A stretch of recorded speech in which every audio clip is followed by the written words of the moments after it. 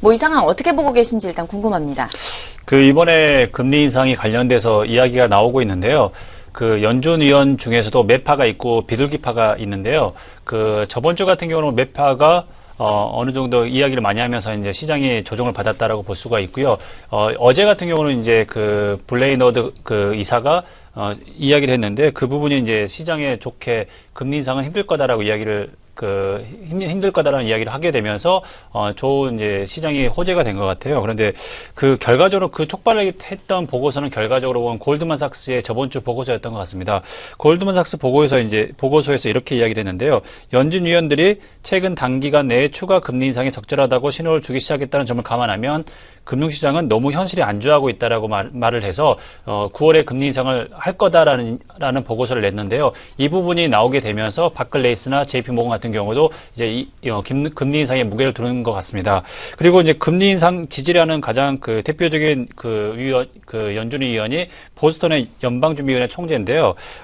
지난주 연설에서 지금까지 발표된 경제 지표를 뒷받침으로 볼 때 합리적인 근거들이 통화 정책의 점진적 정상화를 가능케 한다라고 하게 되면서 금리 인상을 지지하게 됩니다. 이 부분이 결과적으로 시장을 불안하게 했는데요.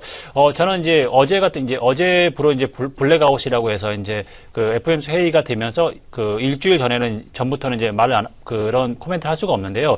그렇게 되면서 이제 블레이너드 연준 이사에 대해서 좀 관심을 가지게 되는데요. 연준 브레이너드 이사 같은 경우는, 차기에 힐러리가 만약에 집권하게 된다면 재무부 장관으로 가장 유력한, 인사이고요. 그리고 남편 되는 사람은 니키 캠벨이라고 해서 오바마 정부 때 첫 동아태 차관보를 했던 사람입니다. 그래서 우리 입장에서 보통 굉장히 지한파이면서 굉장히 중요한 사람이고요.